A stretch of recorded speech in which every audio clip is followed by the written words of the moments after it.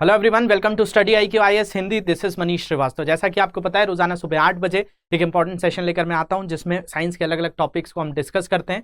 आज हम पढ़ेंगे बायोलॉजी का ही चैप्टर जो हमने स्टार्ट किया था, सर्कुलेटरी सिस्टम के अंदर की चीजें। सर्कुलेटरी सिस्टम में मैंने आपको बताया था कि ये दो तरह के सिस्टम्स होते हैं, एक होता है ओपन, एक होता है क्लोज्ड। ये मैं आपको ऑलरेडी बता चुका था। इसके बाद जो क्लोज्ड होता है ये ह्यूमंस के अंदर होता है, मानव के अंदर जो मिलता है वो बंद परिसंचरण तंत्र मिलता है। और ये जो बंद क्लोज सर्कुलेशन सिस्टम होता है ये भी दो तरह के होते हैं, ये भी बात करी थी हमने। और इसमें जो है एक जो देखा था एक लिम्फेटिक सर्कुलेशन सिस्टम जिसको लसिका परिसंचरण तंत्र, और दूसरा जो था रुधिर परिसंचरण तंत्र जिसको ब्लड सर्कुलेशन सिस्टम कहा जाता है। और ब्लड सर्कुलेशन में भी तीन चीजें होती है, ब्लड, हार्ट और ब्लड वेसल्स, मतलब रक्त वाहिकाएं, हृदय और आपका रक्त या रुधिर। तो आज हमको जो है रक्त ही स्टार्ट करना है और आरबीसी के ऊपर जो जो एस्पेक्ट से क्वेश्चंस बन सकते हैं, मतलब आरबीसी रेड ब्लड कॉर्पसेल्स जिसको कहा जाता है, या लाल रक्त कणिकाएं जिनको कहा जाता है,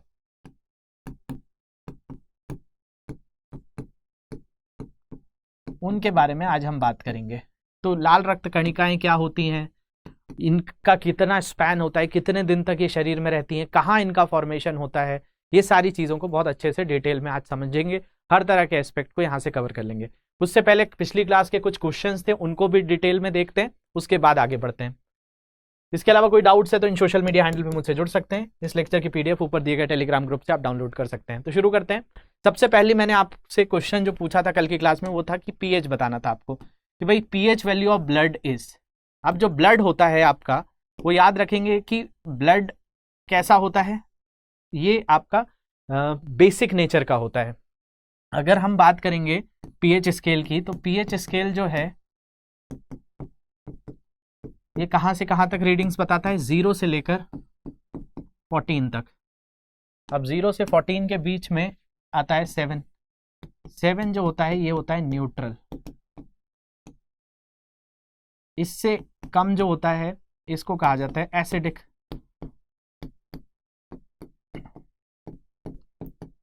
ये होता है बेसिक, इसको अम्ल कहा जाता है, इसको क्षार कहा जाता है।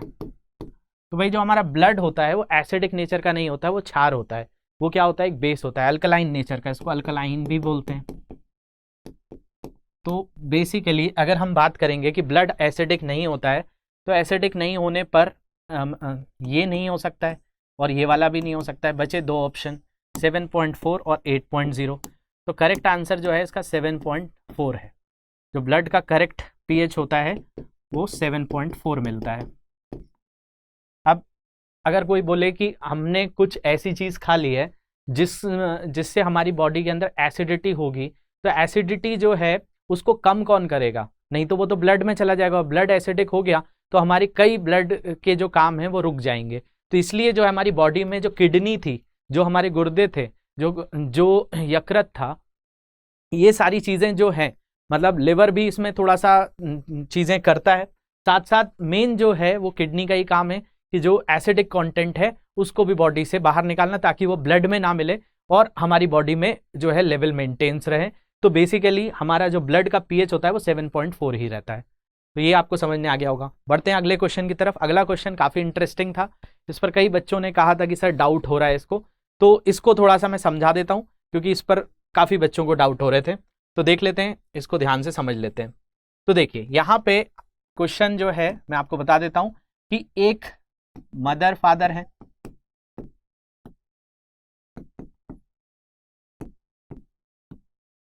जिनका ब्लड ग्रुप बताया गया कि एक का AB है और दूसरे का O है। इन्होंने एक बच्चे को अडॉप्ट किया है, एक बच्चा गोद लिया है। अब इस गोद लिए हुए बच्चे का ब्लड ग्रुप आपको बताना है कि जो नया बच्चा है इसका ब्लड ग्रुप क्या है। इसके अलावा इनके बाद में चलकर दो ट्विंस होते हैं, मतलब एक ट्विंस होता है, ट्विन का मतलब ही दो हो गया, दो बच्चे हुए, और वो दोनों क्या हैं, वो दोनों भी बॉय हैं। और इन तीनों के जो ब्लड ग्रुप्स हैं, मतलब हम मान लेते हैं एक जो है 1, 2 और 3, ये 3 वाला जो है ये अडॉप्टेड है, 1 और 2 जो है इनके बायोलॉजिकल बच्चे हैं। अब इन तीनों के ब्लड ग्रुप्स क्वेश्चन में दिए गए थे, ए, बी और ओ हैं।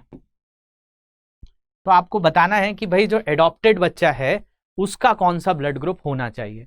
तो देखिए, मैंने सबसे पहले आपको बताया था कि अगर आपको इस तरह का क्वेश्चन देखने मिलता है तो आपको क्या करना है, आपको इनका जीनोटाइप लिखना है। जीनोटाइप क्या हो जाएगा, अगर किसी का जीनोटाइप है IA IB तो उसका ब्लड ग्रुप ए बी होगा, यही मैंने बताया था जीनोटाइप होता है। और अगर O है तो O के हिसाब से IO और IO होगा। अब मदर और फादर में से सिर्फ एक ही जो है आपका यहाँ पर जीनोटाइप पार्टिसिपेट करता है और एम्ब्रो जो होता है, बच्चा जो होता है, उसके अंदर वो क्रिएट करता है। तो मान लिया जाए कि इस जीनोटाइप से IA आ गया और दूसरे से तो O ही आएगा, तो इससे क्या ब्लड ग्रुप बनेगा, A बनेगा। अगर दूसरा केस बनता है IB IO, इस केस से बनता है B। तो इनके बच्चों की जो संभावना, इनके जो ट्विंस हुए हैं, इन ट्विंस का ब्लड ग्रुप या तो A होगा या तो B होगा। लेकिन ऑप्शन में पूछा गया है कि भाई एडॉप्टेड बच्चे का क्या होना चाहिए, A, B और O में से। तो इनके जो बच्चा है उसका कभी भी, बायोलॉजिकल जो बच्चा है उसका A और B नहीं हो सकता, गोद लिए हुए बच्चे का हो सकता है, क्योंकि उसके माता पिता जो बायोलॉजिकली हैं उनका जीनोटाइप डिपेंड करेगा। तो इसलिए उस क्वेश्चन का आंसर क्या हो जाता है कि एडॉप्टेड बच्चे का O होगा। और ये मैंने आपको एक एक्सेप्शन भी बताया था जब मैंने इसके ऊपर क्लास ली थी, तो मैंने बताया था अगर मदर और फादर में से किसी का भी ए बी और ओ रहेगा तो उनके बच्चे का कभी भी ए बी और ओ नहीं आता है, उनके दूसरे ब्लड ग्रुप्स आएंगे। तो इसलिए क्वेश्चन यूपीएससी ने 2011 में पूछ लिया था कि भाई ऐसा क्या होगा कि उसका जो है ब्लड ग्रुप होगा। तो आपको ये आंसर समझ में आया होगा कि इसका जो है आंसर आपको क्या करना है। यहां पर आप बताएंगे कि भाई यहां पर जो है एक मैरिड कपल ने जो एडॉप्ट किया है मेल चाइल्ड, उसका ब्लड ग्रुप होना चाहिए O। तो यहां पर O पॉजिटिव होगा, क्योंकि आपका जो उनके बायोलॉजिकल बच्चे हैं वो A और B होगा। ये ऑप्शन नहीं हो सकता क्योंकि हमें सफिशिएंट डेटा दिया हुआ है, और सफिशिएंट डेटा इसलिए दिया हुआ है क्योंकि कई बच्चों को लगा कि ये सफिशिएंट नहीं है, क्योंकि आपको ये नहीं पता है कि जीनोटाइप से ये चीजें निकाली जाती हैं। तो उस लेक्चर को जरूर देख लीजिएगा तो आपको क्लैरिटी हो जाएगी। यहां पर भी मैंने एक्सप्लेन किया है। बढ़ते हैं अगले क्वेश्चन की तरफ। अगला क्वेश्चन था कि what function does blood perform in the body, रक्त शरीर में क्या कार्य करता है। हेल्प इन डाइजेशन, डाइजेशन किससे होता है, एंजाइम से होता है, एंजाइम्स मदद करते हैं। इसके अलावा मेंटेन्स लिक्विडिटी, भाई लिक्विडिटी का काम थोड़ी होता है ब्लड का, ब्लड का काम तो क्या है, take oxygen to all body parts, सभी भागों में ऑक्सीजन ले जाने का इसका प्रमुख काम होता है। तो ये बात आपको समझने आ गई। अब बढ़ते हैं आज के सेशन में जो हमको पढ़ना है। तो कल हमने स्टार्ट किया था कि भाई सर्कुलेशन सिस्टम क्या होता है। तो सर्कुलेटरी सिस्टम एक नेटवर्क होता है जिसमें आर्टरीज होती हैं, वीन्स होती हैं, कैपिलरीज होती हैं, ये सारी चीजें बात करी थी। ओपन सर्कुलेटरी सिस्टम होता है, क्लोज सर्कुलेटरी सिस्टम होता है। अगर आपसे ये पूछा जाए कि भाई इसके बारे में आपको किसने बताया, तो इसके बारे में हमको बताया था विलियम हार्वे ने। ये circulation, human circulation system, open circulation system, इन सारी चीजों के बारे में इन जो विशेषज्ञ हैं विलियम हार्वे को इसका क्रेडिट जाता है। इसके बाद मैंने आपको बताया था कि भाई किसी के अंदर भी जो सर्कुलेशन सिस्टम है, परिसंचरण तंत्र है, वो सर्कुलेशन सिस्टम दो तरह का है। एक जो है आपका ओपन और दूसरा क्लोज्ड। और क्लोज्ड में भी हमने बात की थी, ह्यूमंस का एग्जाम्पल आ जाता है। फिर ह्यूमन के अंदर भी हमने दो तरह की देखी, एक ब्लड सर्कुलेशन सिस्टम और दूसरा लिम्फेटिक सर्कुलेशन सिस्टम। तो ये मैंने आपको कल ग्राफ भी बताया था। मानव परिसंचरण तंत्र में ये रुधिर परिसंचरण मतलब ब्लड सर्कुलेशन सिस्टम, और यहाँ पे लिम्फेटिक सर्कुलेशन सिस्टम। फिर मैंने आपको इसमें भी बताया था कि 3 कैटेगरीज होती हैं, कौन कौन सी, तो ब्लड, हार्ट और ब्लड वेसल्स। अब हमें क्या डील करना है, ब्लड्स को डील करना है। तो ब्लड के अंदर हम देखते हैं कि भाई 44% क्या चीज़ है, तो आरबीसी है। आज हमारा पूरा का पूरा टारगेट किसको लेकर है, आरबीसी को लेकर है। इसके बाद आरबीसी के बाद डब्ल्यूबीसी, प्लेटलेट्स, इनको भी समझेंगे। तो हमारे शरीर में जो रक्त है, उस रक्त के अंदर 2 तरह की चीज़ें हैं। अगर आपसे कोई पूछे कि भाई ब्लड में क्या क्या होता है, तो आप बताएंगे कि भाई ब्लड में तो होता है एक कंपोनेंट जिसको कहा जाता है प्लाज्मा, और दूसरा होता है सेल। तो एक तो आपका प्लाज्मा हो गया और दूसरा हो गई कणिकाएं। तो ये कणिकाएं 3 तरह की होती हैं। इनमें क्या होता है, तो आरबीसी होता है, डब्ल्यूबीसी होता है, प्लेटलेट्स होता है। लेकिन जैसा कि आपको पता है आज हमें क्या पढ़ना है, आरबीसी के बारे में, लाल रक्त कणिकाओं के बारे में पढ़ना है, तो इनको बहुत अच्छे से आज कवर करते हैं। तो देखते हैं कि भाई आरबीसी के अंदर क्या चीज़ मिलती है। तो आरबीसी के अंदर अगर हम बात करें तो इसके अंदर एक चीज़ मिलती है जिसको इरेथ्रोसाइट्स कहा जाता है। इस पर ही हम बहुत सारा फोकस करेंगे। ये आरबीसी की उम्र कितनी होती है, ये आरबीसी किस चीज़ को लेकर जाता है, अगर इसकी कमी हो जाए तो क्या होता है, इसके से जो है पॉलीथीमिया करके भी एक चीज़ होती है, उसको भी हम समझेंगे। इरेथ्रोसाइट्स जो है इसके अंदर न्यूक्लियस होता है कि नहीं होता है, नाभिक होता है कि नहीं होता है, इन सारी चीज़ों पर भी बात होगी। तो आज हमारा पूरा फोकस किसके ऊपर होना है, आरबीसी के ऊपर। आरबीसी कोई भी क्वेश्चन आपको एग्जाम्स में आ जाए तो वो हमको छूटे ना, हम उस पर आसानी से लिख सकें अच्छे वर्ड लिमिट्स में, तो उसको चीज़ समझेंगे। फिर हार्ट पर भी आएंगे, ये चीज़ें हमने देखी थी। अब आ जाते हैं हम आरबीसी पे। आरबीसी में एक कंपोनेंट है जिसको हम क्या बोल रहे हैं, इसको हम कह रहे हैं इरेथ्रोसाइट। जो इरेथ्रोसाइट्स है इसके बारे में बताया जाता है ये पर सेकेंड 2.4 मिलियन हमारी बॉडी में प्रोड्यूस होता रहता है, ये हमारी बॉडी में बनता रहता है। इसके अलावा ये कैसा है, तो अगर हम इसको देखते हैं तो ये कुछ इस तरीके से देखने मिलता है कि अगर इसको बोलेंगे बायकॉन्केव शेव का होता है।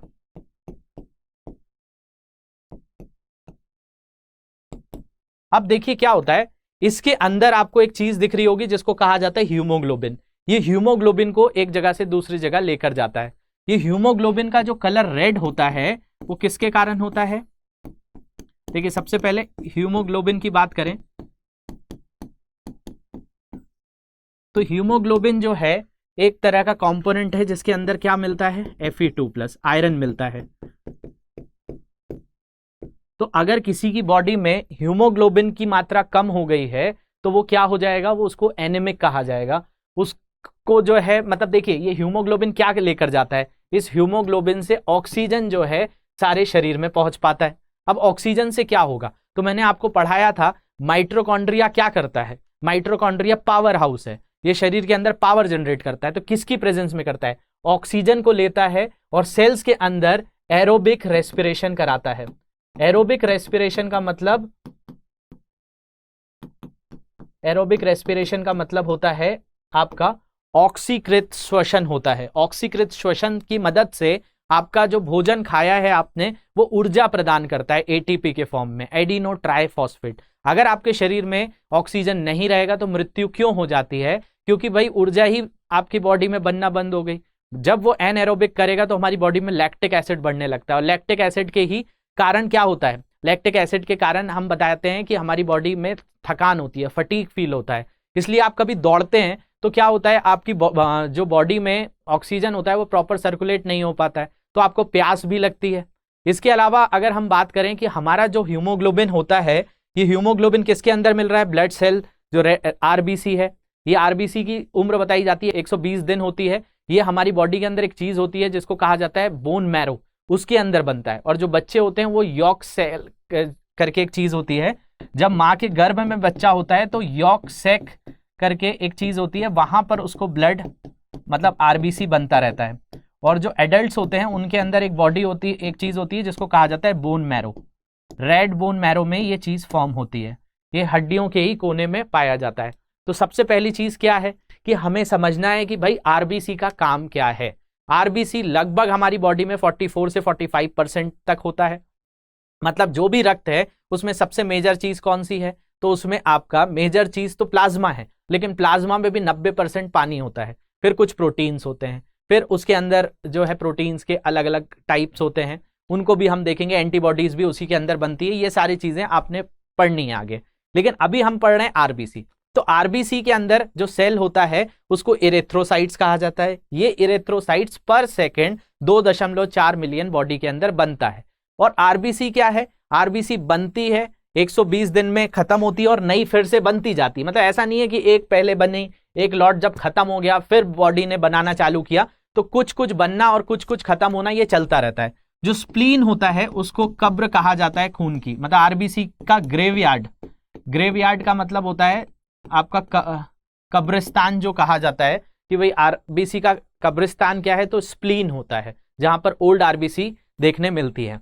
तो सबसे पहले हमें एक एक चीज समझनी है कि भाई हमारी बॉडी में सर्कुलेशन तो जरूरी है, क्यों जरूरी है? क्योंकि हमने देखा कि भाई ऑक्सीजन को ले जाना है, कार्बन डाइऑक्साइड को ले जाना है, नाइट्रोजन पदार्थ को ले जाना है, हार्मोन्स को ले जाना है, तो ये सारे काम कौन करेगा? ब्लड ही करेगा। अब उस ब्लड में ऑक्सीजन को ले जाने का काम कौन करता है? तो ऑक्सीजन को ले जाने का काम हीमोग्लोबिन करता है। तो हीमोग्लोबिन को ऑक्सीजन पसंद है, आपने जो भी गैसेस लिए हैं उसमें से ऑक्सीजन हीमोग्लोबिन के पास चला जाएगा और हीमोग्लोबिन आपकी पूरी बॉडी में ऑक्सीजन को पहुंचाएगा और आपको फ्रेश फील कराएगा। अगर आपकी बॉडी में ऑक्सीजन लेवल कम होगा तो आप क्या होने लगोगे? आपकी बॉडी में थकान फील होने लगेगी, आप फ्रेश फील नहीं करोगे। इसलिए आपने सुना होगा, कई लोग बोलते हैं कि मॉर्निंग वॉक करना चाहिए, मॉर्निंग वॉक से आपको बहुत ज्यादा फ्रेश फील होता है। तो एक्चुअल में वहां कॉन्सेप्ट क्या है कि सुबह सुबह आपको ताजी हवा मिलती है तो आपकी बॉडी के अंदर ऑक्सीजन प्रॉपर जाएगा तो आप फ्रेश फील करोगे, क्योंकि ऑक्सीजन ही तो मेन है। अगर आप ऐसी जगह हो जहां बहुत ज्यादा प्रदूषण होता है, बहुत ज्यादा पोल्यूशन होता है, तो आपकी बॉडी कैसी होगी? आपकी बॉडी फ्रेश होगी? नहीं, आपकी बॉडी तो क्या हो जाएगी? स्टेल हो जाएगी, क्योंकि आप ऐसी जगह पर हो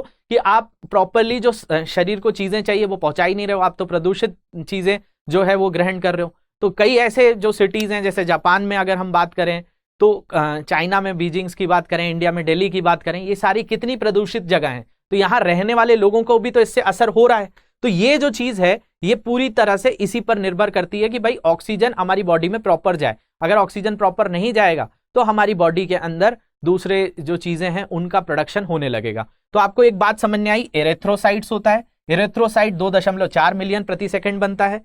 ये कैसे शेप में होता है? ये बाइकॉन्केव शेप में होता है। इसके बाद एक चीज बताई जाती है, इसमें न्यूक्लियस नहीं होता है। न्यूक्लियस का मतलब आरबीसी जो होता है केंद्रक विहीन होता है, केंद्रक इसमें नहीं पाया जाता। तो अगर आपने पढ़ा हो मेरे से ही, तो मैंने आपको सेल डिवीजन बताया था, और सेल डिवीजन याद करिए, कोशिका विभाजन कैसे होता है, माइटोसिस मियोसिस बताया था। तो उनमें क्या जरूरी होता था? उनमें जरूरी होता था न्यूक्लियस। न्यूक्लियस से ही तो सारी चीजें अलग अलग होती थी। तो मतलब आपका आरबीसी के अंदर अगर न्यूक्लियस नहीं मिल रहा है तो आरबीसी के अंदर क्या सेल डिवीजन होगा? क्या कोशिका विभाजन होगा? तो आप बहुत सीधे से आंसर दे सकते हैं कि आरबीसी के अंदर कभी भी कोशिका विभाजन नहीं हो सकता, किसी भी तरीके से यहां पे सेल डिवीजन पॉसिबल नहीं है। अगर सेल डिवीजन पॉसिबल नहीं है तो क्या आरबीसी में कैंसर हो सकता है? तो आप बोलेंगे कि सर ब्लड कैंसर तो हमने सुना है कि ब्लड कैंसर तो लोगों को होता है।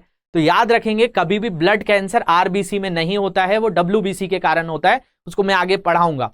तो यहां पर याद रखेंगे, यहां सेल डिवीजन नहीं होगा, तो सेल डिवीजन नहीं होगा तो यहां पर कैंसर फॉर्मेशन भी नहीं होगा। किसके अंदर? आरबीसी के अंदर। डब्ल्यूबीसी और भी बाकी कंपोनेंट्स है, तो आरबीसी में सेल डिवीजन नहीं होता। और आरबीसी जो केंद्रक नहीं मिलता है वो सिर्फ ह्यूमंस और मैमल्स में नहीं मिलता है, सिर्फ 2 एक्सेप्शन है इसके। 2 ऐसे जानवर हैं, एक है लामा, एक है कैमल। ऊंट होता है और लामा होता है, इसके अंदर केंद्रक मिलता है।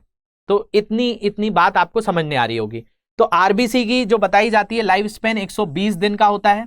इसके अलावा इसके अंदर कांस्टेंट वियर और टियर होता रहता है, टूट फूट होती रहती है। इसके अलावा जो है नो रिपेयर पॉसिबल, इसके अंदर रिपेयर पॉसिबल नहीं है। क्यों नहीं है? क्योंकि इसके अंदर न्यूक्लियस नहीं है। अगर केंद्रक नहीं है तो केंद्रक नहीं होने पर कैसे किसी भी तरीके से वो रिपेयर होगा? क्योंकि न्यूक्लियस के अंदर क्या होते हैं? बहुत सारे ऐसे कंपोनेंट होते हैं, डीएनए, आरएनए, ये वापस से उस सेल को फ्रेम करने में मदद करते हैं, लेकिन यहां पे नहीं हो पा रहा है। इसके अलावा dead RBC removed by macrophages in liver, spleen और मैरो। तो वैसे तो स्पीन के अंदर होता है। इसके अलावा बताया जाता है कि भाई आरबीसी के अंदर अगर क्या हो, मतलब आपके ब्लड के अंदर आरबीसी का लेवल बढ़ता जाए, मतलब आरबीसी बहुत तेजी से बढ़ रहा है और प्लाज्मा का लेवल कम होता जाए, मतलब जो रक्त के अंदर जो पानीपन होता है, मतलब प्लाज्मा में 90% आपका वाटर कंटेंट है, तो आपका रक्त बहुत ज्यादा गाढ़ा हो जाएगा। तो उस बीमारी को क्या कहा जाता है? उसी को कहा जाता है पॉलीथीमिया या इरेथ्रोसाइटिस। अगर ये किसी को हो जाता है तो उनकी बॉडी में क्या होगा? ब्लड क्लॉट होने लगेगा, खून का थक्का जमने लगेगा, उनको स्ट्रोक आ सकता है, उनको हार्ट अटैक आ सकता है, ये सारी चीजें, हृदयघात हो सकता है उनको, उनका रक्त का थक्का जमने लग सकता है, उनको स्ट्रोक जैसी कंडीशन फील होने लग सकती है। किस कंडीशन में? अगर आरबीसी की वैल्यू बढ़ती जाए। आरबीसी कम हो जाए तो एनीमिया हो जाता है। हमारे इंडिया में लगभग 40-45% फीमेल्स को एनीमिया है, उनको खून की कमी है, आयरन की कमी है। तो ये सारी चीजें जो है देखने मिलती है, क्योंकि डाइट्स में इस तरह की चीजें होती नहीं है। तो ये जो चीज है आरबीसी बहुत इंपॉर्टेंट है। अगर आपकी बॉडी में आरबीसी नहीं है तो ऑक्सीजन अच्छे से नहीं जाएगा, ऑक्सीजन अच्छे से नहीं जाएगा तो आप कम थकान फील करोगे, आप थोड़ा सा काम करोगे आप थक जाओगे, आप पढ़ाई करने बैठोगे आपका मन नहीं लगेगा। तो ये सारी चीजें किसके कारण हो रही हैं? आपकी बॉडी हेल्दी नहीं है। तो ये सारी चीजें फेस करनी पड़ती हैं आपको अगर आपकी बॉडी में आरबीसी का लेवल कम है। तो आरबीसी के लेवल कम होने से बहुत सारी चीजें इंटरकनेक्टेड है हमारी बॉडी में। इसके अलावा अगर हम बात करें, आरबीसी को ऑक्सीजन बहुत पसंद है, हीमोग्लोबिन जो होता है इसमें ऑक्सीजन लेकर जाता है, लेकिन ऑक्सीजन से भी ज्यादा पसंद क्या है इसको? Carbon monoxide.